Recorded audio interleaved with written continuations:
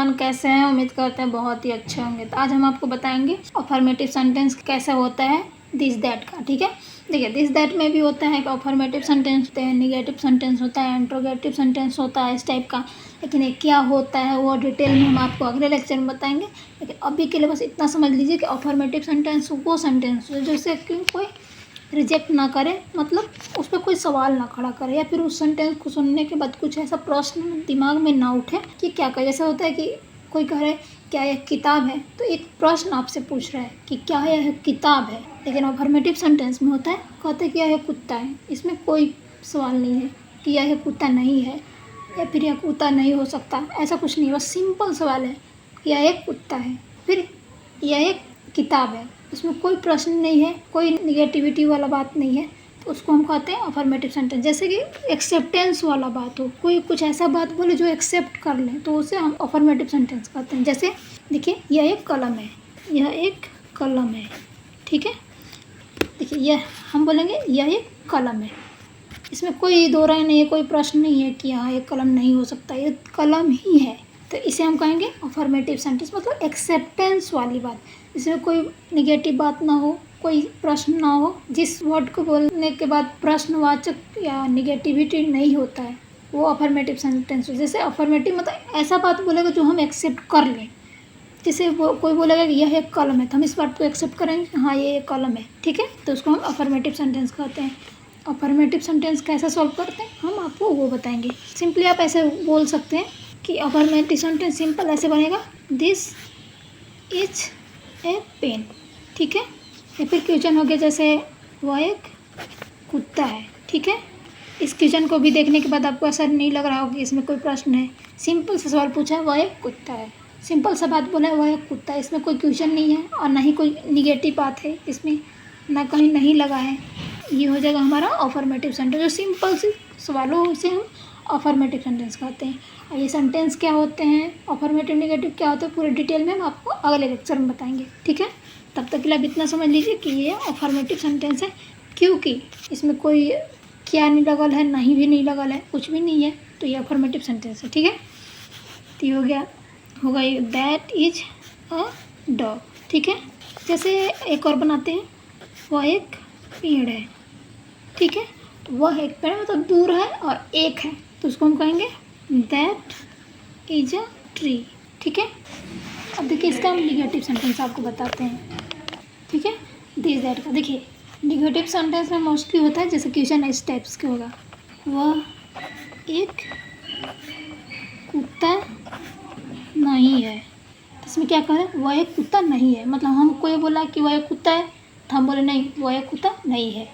ठीक है, तो देखिए ये हमारा निगेटिव सेंटेंस होगा। कोई भी सेंटेंस ऐसा जिसमें नहीं लगा होता है, तो नहीं उस सेंटेंस में होगा तो होगा हमारा निगेटिव सेंटेंस का क्वेश्चन। ठीक है, तो हम कैसे सॉल्व करेंगे, देखिए इसमें एक आप सिंपल सा रूल समझ लेते हैं। रूल समझ कर बना सकते हैं ऐसे कि दिस दैट लगाने के बाद इज लगाएंगे, उसके बाद फिर नोट लगाएंगे, फिर अदर जो भी होगा उसे हम लिख सकते हैं, याद रख सकते हैं कि कैसे सॉल्व करना है। तो देखिए इसको हम कैसे सॉल्व करेंगे, पहले लिखेंगे दैट, क्योंकि दिस या दैट लगाना है तो दैट लगाएंगे, क्योंकि हमारा वह है दूर की वस्तु है, तो हम दैट लिखेंगे। उसके बाद देखिए इज लगाएंगे, नहीं का लिखेंगे क्योंकि नोट है, तो नोट, दिस इज नोट, और एक कुत्ता है तो डॉग। समझ गए। जैसे और एक क्वेश्चन बताते हैं आपको, वह एक पुस्तक नहीं है। ठीक है, तो इसमें ये भी देखिए हमारा निगेटिव का क्वेश्चन है, क्योंकि ये देखिए हमारा इसमें नहीं लगा, तो ये निगेटिव सेंटेंस ही है। ठीक है, इसे सॉल्व करेंगे, दैट इज, उसके बाद नोट लगाना होता है तो नोट लगाएंगे, उसके बाद बुक। ठीक है, अब देखिए इसी का इंट्रोगेटिव सेंटेंस, दिस दैट का इंट्रोगेटिव सेंटेंस भी होता है। देखिए इंट्रोगेटिव सेंटेंस में मोस्टली होता है कोई भी सेंटेंस आपको सॉल्व करने के लिए दिया जाएगा, बनाने के लिए दिया जाएगा, तो उसके सेंटेंस के पहले ही क्या लगल रहेगा। ठीक है, जैसे बताते हैं आपको हम, जैसे क्या यह एक कलम है, दिस दैट का ही क्वेश्चन है, टाइप का क्वेश्चन होगा, क्या यह एक कलम है, आपसे सवाल पूछा जाएगा, लास्ट में प्रश्नवाचक चिन्ह होगा हमेशा। आपसे सवाल पूछा जाएगा क्या यह एक कलम है, तो इसको कैसे सॉल्व करना है ये हम आपको बताते हैं। इसका रूल होता है इज, उसके बाद लिखना होता है दिस या दैट, कुछ लगाएंगे, उसके बाद जो भी होगा हमारा अदर वर्ड लिखेंगे, उसके बाद प्लस हमारा होगा प्रश्नवाचक चिन्ह। ठीक है, तो देखिए इसको कैसे सोल्व करेंगे। देखिए क्या यह एक कलम है, ये हमारा क्वेश्चन कर रहा है, तो ये हमारा इंट्रोगेटिव सेंटेंस का रूल का क्वेश्चन है, इंट्रोगेटिव सेंटेंस का क्वेश्चन है। ठीक है, तो यहाँ हम सोल्व करेंगे इसको। इज यह है तो दिस लगाएंगे, ए पेन, लास्ट में प्रश्नवाचक चिन्ह। ठीक है, और क्वेश्चन सोल्व करते हैं। जैसे क्या वह एक कुर्सी है। ठीक है, इसको देखिए सोल्व करेंगे। क्या वह एक कुर्सी है, तो प्रश्न करने कि क्या वह एक कुर्सी है, दूर है और इंडिकेट करके पूछ रहा है कि क्या वह एक कुर्सी है, तो उसको हमें ये मतलब यहाँ प्रश्न पूछ रहा है और पहले सेंटेंस के क्या भी लगल है, तो हम इसको इंट्रोगेटिव सेंटेंस बोलेंगे क्योंकि हमारा इंट्रोगेटिव सेंटेंस। इसे सोल्व कैसे करेंगे यहाँ देखिए हमने बताया है। सबसे पहले इज लिखेंगे, उसके बाद दिस या दैट लिखेंगे, तो हम दैट लिखेंगे क्योंकि हमारा वह है, तो लिखेंगे that is that a chair. ठीक है, और उसके बाद लास्ट में प्रश्नवाचक चिन्ह। ठीक है, तो इसी में लग जाएगा। जैसे ये क्वेश्चन देख लीजिए, जैसे लिखे रहेगा कि क्या वह एक कुर्सी नहीं है, तो इसको कैसे सोल्व करेंगे। देखिए सेंटेंस कई तरह से हो सकता है, बस आपको कॉन्सेप्ट क्लियर होना चाहिए कि कैसे सोल्व करना है उसको हमको।